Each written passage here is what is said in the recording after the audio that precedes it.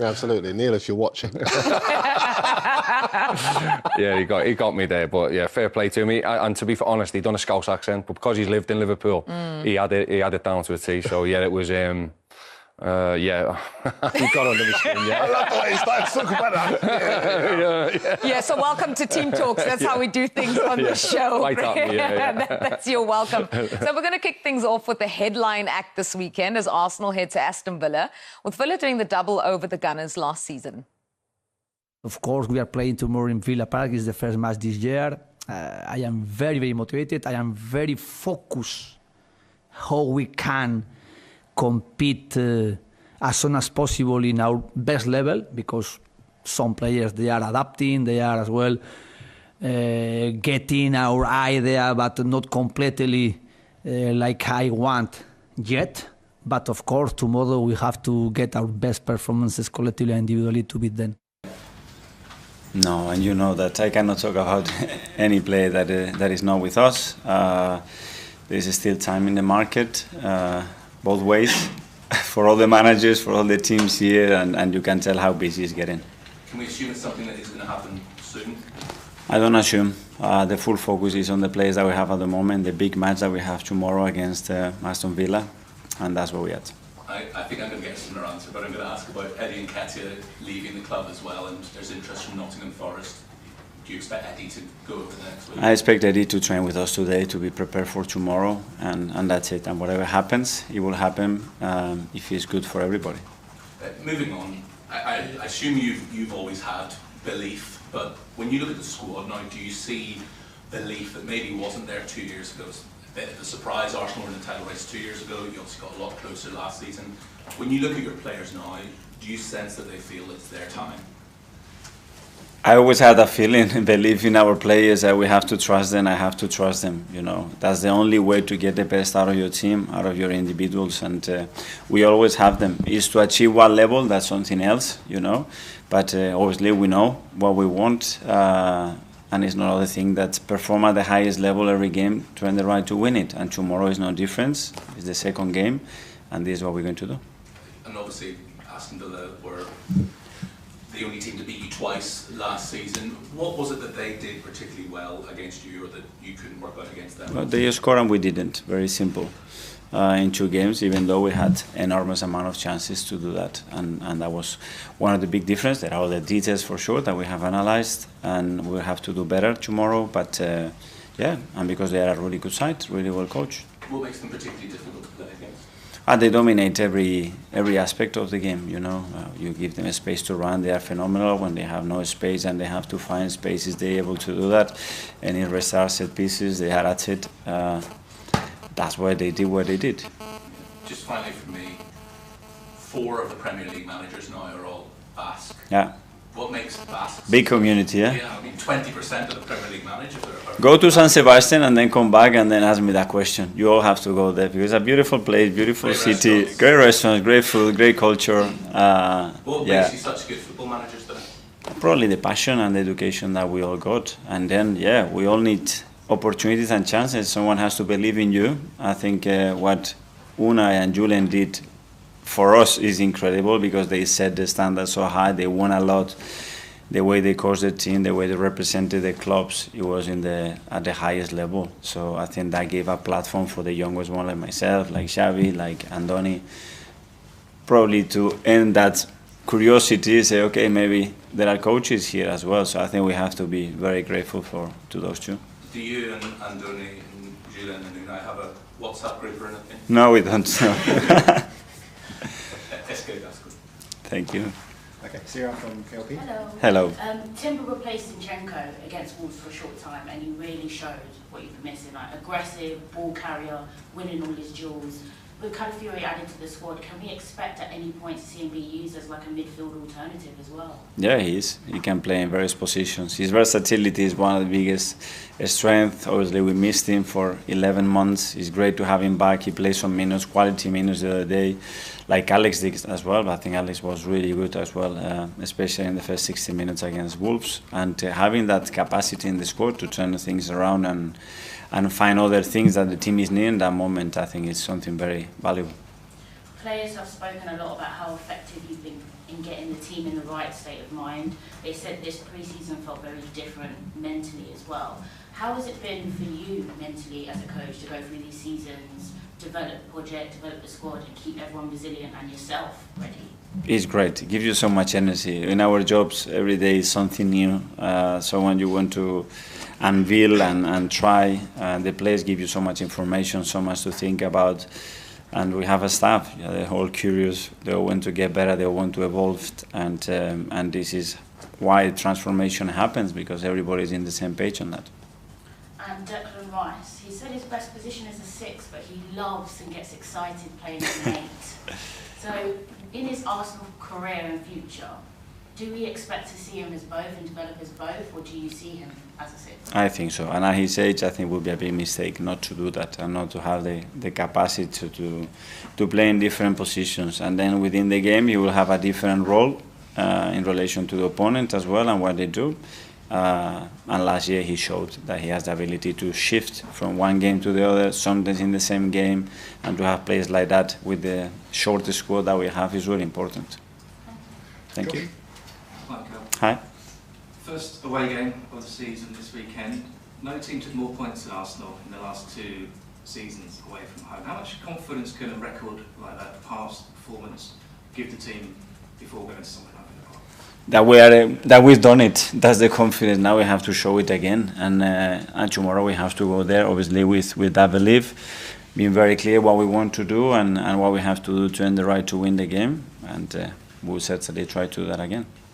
One on Bukayo Saka. He's one away from 100 Premier League wins already at the age of 22. I mean, he can break all sorts of records in his Arsenal career. Is that something that you think he's motivated about, those numbers, and do you use that to challenge him?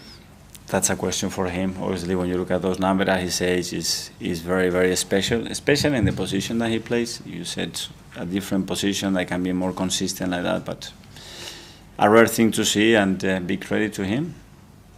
Alex from BBC. Hi, Mikel. Hi. Jurien Timber came on in the last match. Is he fit enough to start at the weekend, and could have a fitness update with the rest of the squad as well, please? Yeah, well, he had a really good pre-season to a point, and then we had to stop him because he had a little issue there, and we didn't believe that he was ready to do that. We have to build him up. We have to be cautious with him, so I'm not sure about that. And 5 players named in the PFA Premier League Team of the Year. You travelled to Manchester to see the players get their awards. Do you think it's important to show that support to the squad? Yeah, it was a really proud moment. Obviously, for the second year in a row to have 5 players in the starting 11, it's a big thing. So everybody at the club is really proud of them, really proud of the team. They are there because all the players as well have contributed for them to perform at that level, and obviously all the staff that is involved every day to try to make them better.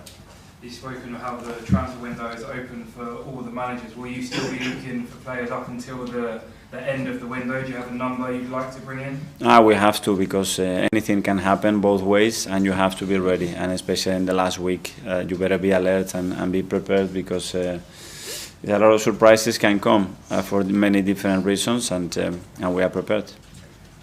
And what they did was the double over Arsenal last season. Remarkable for a team that scored so many goals and was near the top for goal scoring. Not a single goal against Aston Villa, either home or away. Yeah, the reason for that is Unai Emery sets his team up superbly well, and he's played with lots of different teams. Sevilla, PSG, Villarreal. It was made up of a team that was made up of lots of rejects from Premier League sides, but got into the Champions League one season, got to the semi-finals of the competition the following seasons. I don't think there are many managers who can set a team up to get a result better than Unai Emery. And I actually think, and this is where I defer to Kevin, that this game's going to be won or lost in the midfield, because it's going to be about who can provide that protection for the back four, but also supply, and as we're seeing here, Villa are so good at being able to play balls in behind the back line. If they can supply that quality to their front line, I think this could be Aston Villa's to win. Yeah, I mean, obviously it's going to be a test of character for Arsenal, because I think probably that's where they lost it last season. Losing them 2 games was a big blow for them. So this weekend is sort of, we mean business, and I think Darren's right. In the middle of midfield is going to be really interesting, because they've lost Douglas Luiz, who was a massive presence for them last year. Brought in Onana, started off life really well last weekend by scoring. So it's going to be interesting to see him over the next coming weeks and see how quickly he settles and if he can take over that role, what was left by Douglas Luiz. As a midfielder yourself, Douglas has gone and he was very well thought of by Villa fans and obviously the reason why he's gone to a bigger club now. What is it that Onana's got to do that is going to be able to fill that void left by Douglas Luiz? Well, I think that he's certainly got the quality and the presence to do it. Onana, he's one we looked at really in depth when we were at West Ham. And we really fancied him, and Everton obviously pipped us to him. But it just shows, you know, Unai Emery, he was ready, because if one of his better players is going to leave, he's got the next one ready to come in, and I think he's picked well. And I think what Onana's got to go and do, he's got to go and establish himself as a top midfielder now in what was an exciting team to watch last year, and hopefully will be this year. And I think he brought Ross Barkley in as well, what we were speaking just off camera. And basically, he's got good experience, but then someone who's played in the Premier League and who's got the talent to emerge to be one of the top midfielders in the Premier League as well. Yeah, you mentioned West Ham there. Obviously, Aston Villa beating them in the opening game. How impressive were they? Yeah, I thought they were well worthy winners last weekend. I thought they seemed to have that good balance in midfield, which you sort of look at when someone of Douglas Luiz's calibre goes. But this always helps. This always helps when you get a goal early on in your career, and when you go to a new club, it helps for you as a debutant. I thought they were really unlucky to concede the penalty, but I thought really they played some really good stuff and were well worthy winners in the end. Yeah, I mean, it must have been difficult for West Ham because they were trying to fit a lot of players into a new team. I don't know how advisable or inadvisable that is, but they didn't make that too many changes, Villa, to their starting lineup, except for Onana coming. You scored a few goals from midfield in your time. Yeah. That really does settle the nerves, doesn't it? Yeah, I mean, it does. And, from a set piece, they work really hard, and there's something, which I work really hard with at West Ham in terms of, defensively and attacking.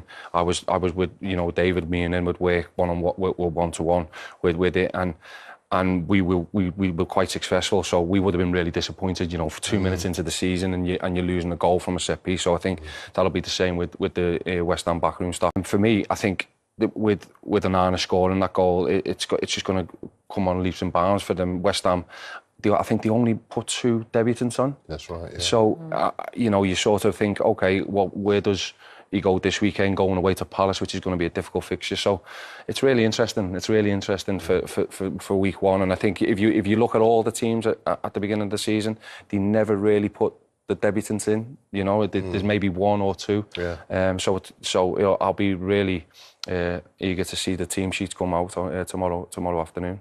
What about Arsenal? We did not yet get your thoughts on who the main challengers to City are going to be, who's going to win the title. Where do you think they rank this season? What do you think of them? And what did you make of them in the opening game, most importantly? I thought they were terrific. I thought defensively they were very strong. They were up alongside City with the best defence of last season.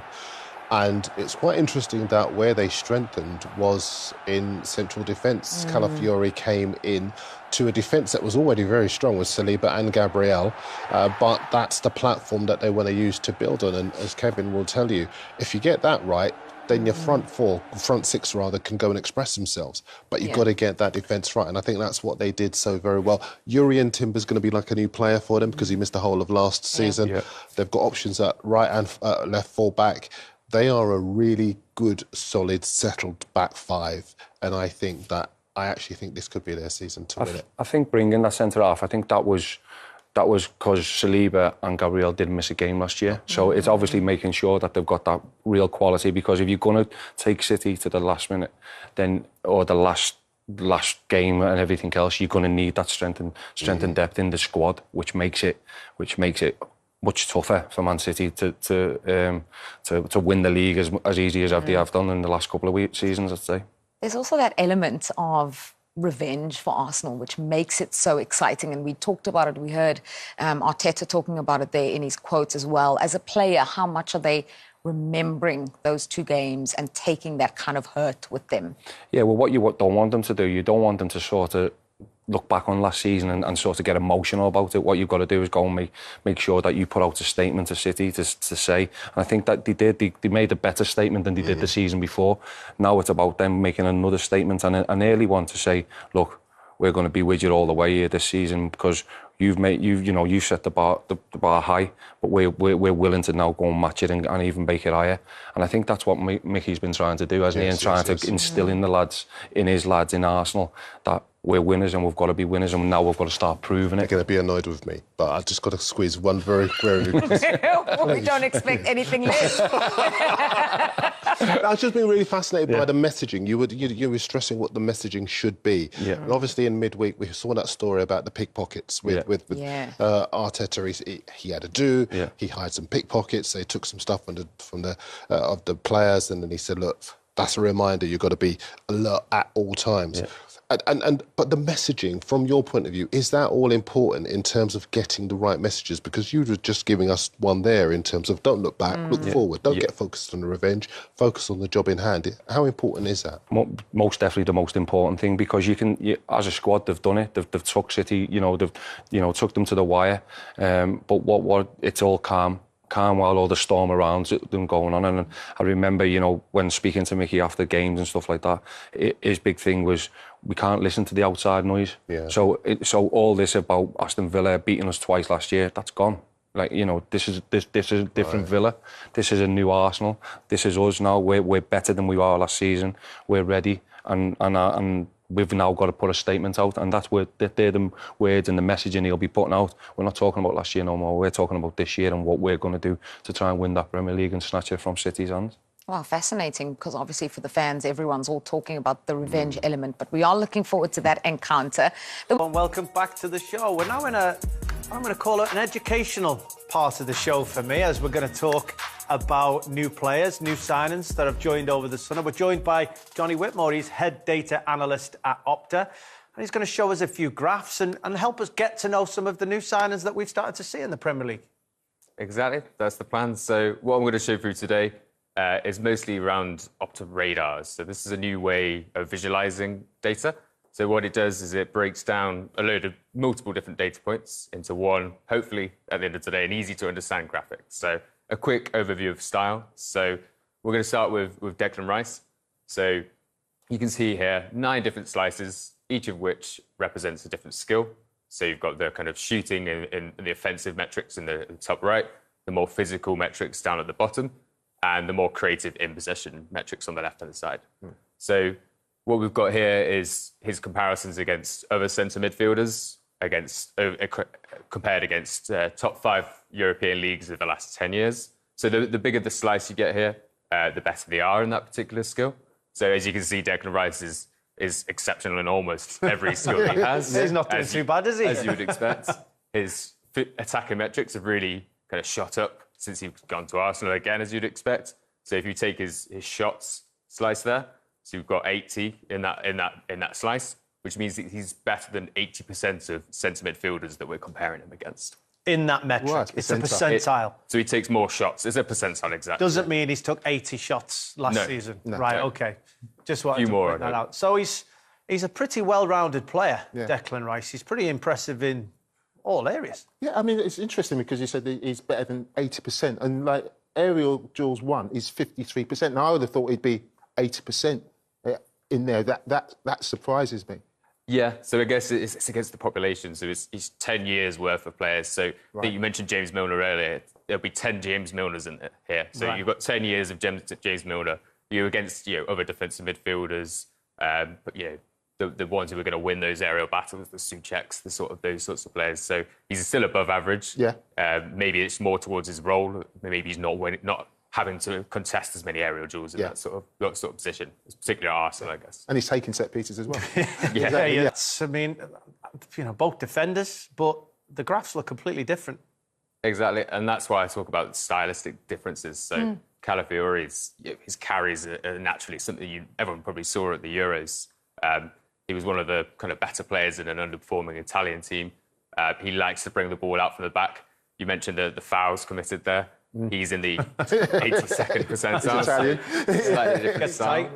He gets tight. Is that why then Arsenal would be looking for a Bologna play similar style so that the data reflects kind of what they were? So it's try and find the team that replicates it, and then who has the best grid that matches that? It's a huge thing. So most clubs will take data first as the first filter of players. So they'll look for players with the same sort of from the same teams, the same sort of style. They might look for particular traits that they're looking for. So perhaps Arteta's looking for a player. You know, we're talking in a minute. The John Stones-esque who's going to carry the ball out into midfield, but also, I mean, naturally, Calafiori is the versatile player that Arteta loves. Your clearances and blocks. I mean, you're looking at a defender, so you're expecting blocks and clearances to be high. But that's all relative to your team having the ball and how much you have to defend within a game, isn't it? Yeah, definitely. And again, we talk about defensive stats are quite hard to measure for defenders. So you typically get two different types of defender: a front-footed defender who's going to make lots of tackles, engage in lots of duels, or a player maybe Calafiori's naturally, as his blocks and clearances are more defensive and sitting back. Yeah. But you can see the fouls committed. That's the offensive side of things. So, what other players would Calafiori compare to in the Premier League? Exactly. So he's more because he's got those passes, those progressive carries. You know, the natural one you'll see there is Saliba. So they have that similar style, and maybe in that they stand off and wait for players to engage with them. So the blocks, the tackles are a lot lower. But yeah, it's that in possession thing that I think Arteta's looking for out of Calafiori. I saw him at the Emirates a few weeks ago, and he plays centre back and left back, and even then you could see him aggressively coming forwards with the ball and without the ball. So managers and scouts across Europe and across the world will use this kind of data metric to go and try and find a player that suits their team. Perfect, exactly. And you've got here we're only looking at Premier League comparisons, but the data's there for hundreds of competitions across the world. So you want to be finding that hidden gem in South America or Asia, and this is a way you can quickly scout that. How far down that recruitment road does this take you, though? You know, when you do, is this like, all right? We've seen this radar. Let's go and get them. That's not what that does, is it? No, I'd say it's more for either that initial filtering of some very basic, like I want this style of player, and you can look for a few different qualities, or maybe it's towards the end where you're taking this to a director of football, the manager, the head coach, and you really quickly want to say, you know, Calafiori is like this sort of player. This is the general overview of what he plays like. So it's never going to say sign this player, because naturally scouting is a really important part, and those two, data and scouting, should complement each other. Yeah. Where do you think he's more likely to play, Calafiori? Is that Canopta give that kind of data? I think you'll have seen when he first was, I think 2 seasons ago, he came up as a youngster at Roma, and he was a fullback by trade at that point. But he then quickly moved. We had a big injury, moved to Basel, where he featured left back and centre back. Yeah. So it's that versatility that I think Arteta's going to thrive on. So you can see the graphic here is the perfect example last season. So once he made that move from Basel to Bologna, his manager was Thiago Motta, and he recognised something in him that while he was a fullback naturally and had those technical qualities, he saw that he wanted to do something a bit different with him. So you can see here, he was 94% of the time at left centre-back. Yeah. But really, he was in that position, stepping into midfield. Thiago Motta said he struggled to hold him back and keep him in those positions. But I think that's something, the ability to play in midfield for Arteta is brilliant. It's really interesting, because I think that's a great question from Karen, because at the start of last year, I don't know if Arsenal fans remember, Gabriel was not in the side at the start of the season. And you're thinking now, where Man City are with Akanji and Diaz, they can all carry the ball. Do you think that Calafiori could play with Saliba, and then Arteta's maybe thinking, you know, we can go to another level with him playing this side next to Saliba? I think so. I think he'll start at left back. I think he's more likely to shore up that kind of defensive vulnerability that we may have seen a few times last season. But because he's got the ball playing, like the technical qualities, he can come inside. He can play in a back three almost with those two. But yeah, we may see him take over Gabriel, but it's quite hard to break up that partnership. No, exactly. Yeah, well, let's look at an attacking player, a signing for Brighton. One that you'll be more accustomed to seeing. Well, it's taken us till part 3, but we are going to talk about Arsenal. A 2-0 win against Wolves, and a fairly business as usual, steady. It felt like business as usual. You know something? It was. I was really pleased. I was really pleased with the way it went. I had a feeling that they would come out. They'd come out strong simply because they know what they have to do.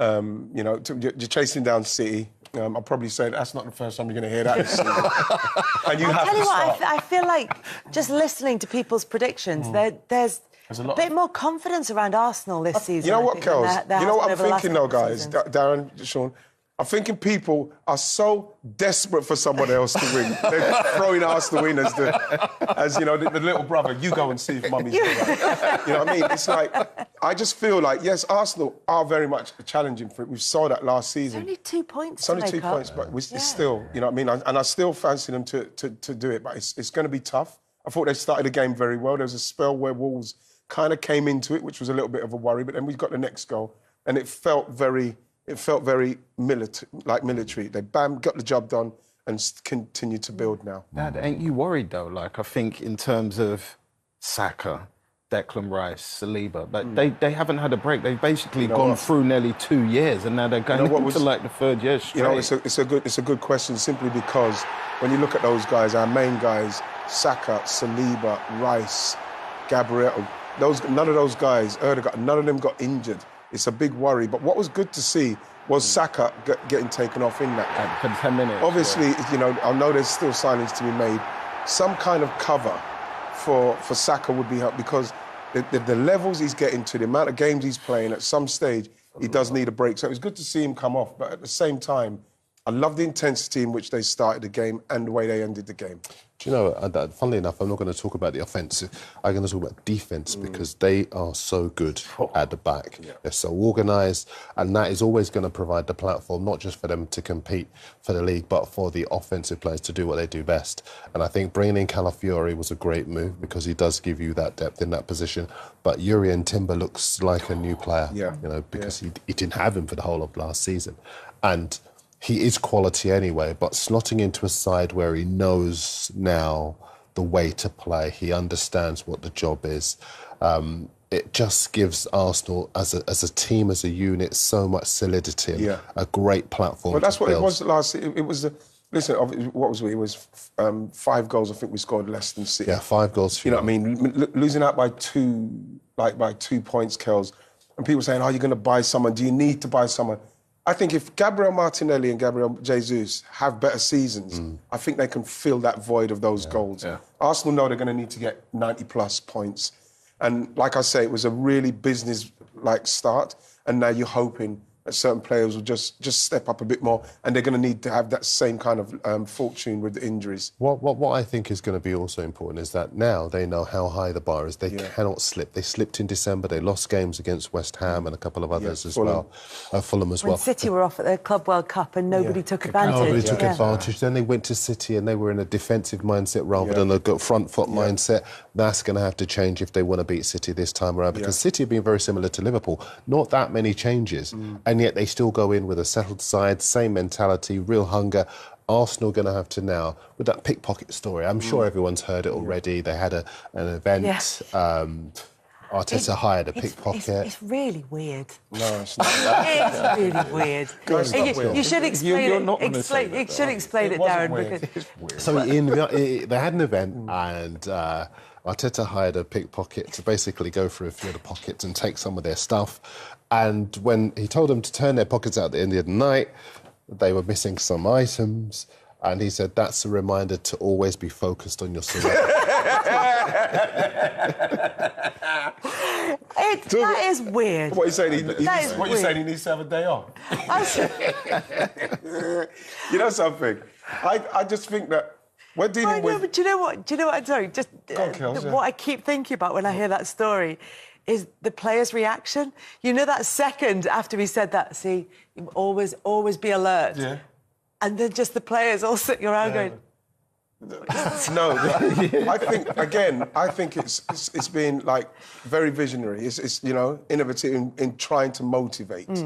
Finding another way to trying to motivate a set of players that have 2 years have been getting closer and closer and trying to find another way to get them to think about being aware. And you know, I think the first goal Arsenal conceded, though, obviously the comment had his pocket picked. I just thought it was banter. I just thought it was him having a laugh and the boys reacting the way they would have possibly reacted when they realise all their stuff's gone. And that's most probably when he's come out with, that's why you should be careful with your surroundings, know what's going on, be alert. I don't think it was necessarily for the game. Also, it's for a mindset. Who hires pickpockets? Like, where does one go? Yeah, that's a good point. I need a pickpocket. I need a pickpocket. I'm fairly sure if the police had access to that, and they could just Google how to hire a pickpocket, they Don't could worry, clean we'll up. pay the bail money. See it on Instagram. Pickpocket for sale. But like, you know something, again, Mikel's done something now, it's given people another opportunity to point the finger at him, saying he's trying to find another way to motivate. Actually, you know what? I do agree with you. I think that we come from an era and everything is changing around us. Technology, the media industry, everything is changing. And the way that managers communicate with players is changing as well. We are long past the point where a manager can see something in the newspaper, cut it out and pin it on the dressing room wall. We're way past that. We saw in the documentary, he finds lots of different ways to put across the messages he needs to. There's a terrific one where he holds up a light. You're going to laugh at this again. But he holds up a light bulb and he says, Jesus, Kels, you never even let him finish. I haven't heard the light bulb story. That's so ruthless, and he says, you know what, we need to form the connection to the fans that basically creates the electricity in the light bulb. Brilliant. But it is a really lovely analogy, and you're right. Everybody's so creative. It is. It's important. No, you're right. It is important to find fresh new ways to communicate. Otherwise, the messages become stale, and they can't afford to do that. You can't get that They through. can't afford You to can't do get that. through to the players. And I think this season is a test, as much a test of him as it is of the players, because obviously once you finish second 2, 3, 4 years in a row, sometimes are you the issue? Yes. You know, maybe us as English people, English men, women, we're looking at the England national team and thinking we had a manager who couldn't get over the line. Maybe people might say that about Arsenal. So it is a little bit incumbent on him to find different ways to get that team over the line. Absolutely. Yeah.